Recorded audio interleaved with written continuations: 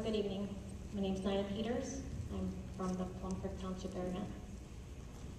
I stand here and wonder where all of you were over 2 years ago when we were here pleading our case.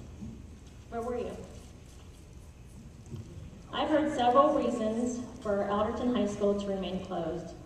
One of the most given reasons Alderton High School should remain closed, that I was given should remain closed, is the raising of taxes. After hearing this several times over the past month, I thought it was time to clarify some of those misleading facts. In 2002 and 2003, Mr. Roop, as president of the board, and those who followed, raised taxes a total of 8 mills while they were in the planning stages of building West Hills Elementary. The reason they gave for raising taxes was to pad the fund balance, not wanting taxpayers to realize they are raising taxes to build West Hills Elementary.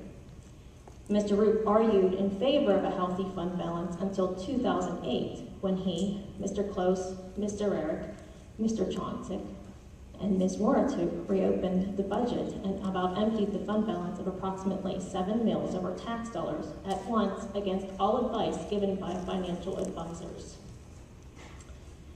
Why did they not instead decide to give the taxpayers a break? By the way, the last time taxes were raised was in 2002 and 2003. In 2004, a newer board lowered taxes by a mill. Another clarification needs to be made about the board voting to have the ability to raise taxes for the 2010-2011 school year. In November, not December, a resolution indicating that Armstrong School District will not raise the rate of any tax for the support of the public schools for the 2010-2011 fiscal year by more than the Act 1 inflationary index, which is 4.1%. This was voted on by the members of the latter board. I have not yet heard a school board member from this current board say they were going to raise taxes. In fact, I've heard the opposite, and that is they are doing all they can so the taxpayers would not have to suffer another tax increase such as the ones in 2002 and 2003.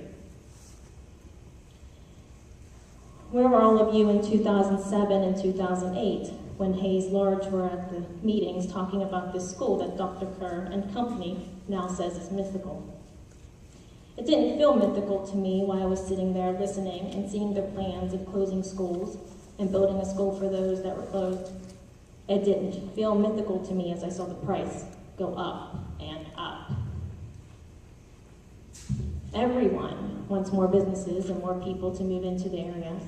Some will say consolidation is the only way this is possible. I strongly disagree. Leave the schools where they are. Renovate them and keep them maintained. And that doesn't mean put Band-Aids on them. It means maintain them, fix them, repair them.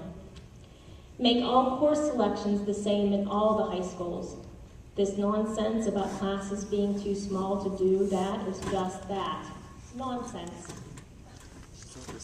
In this day and age, there are all sorts of wonderful technology to make sure our children are taught the best with the best. I've heard, listen to what the kids want. Well, where were all of you while the students were crying and asking for the latter board to listen to them, to hear their pleas? They listened to me.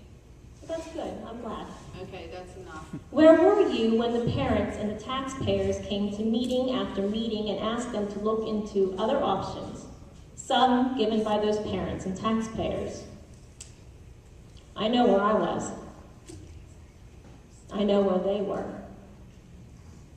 And that wasn't tucking our kids in bed and kissing them goodnight and falling sound asleep.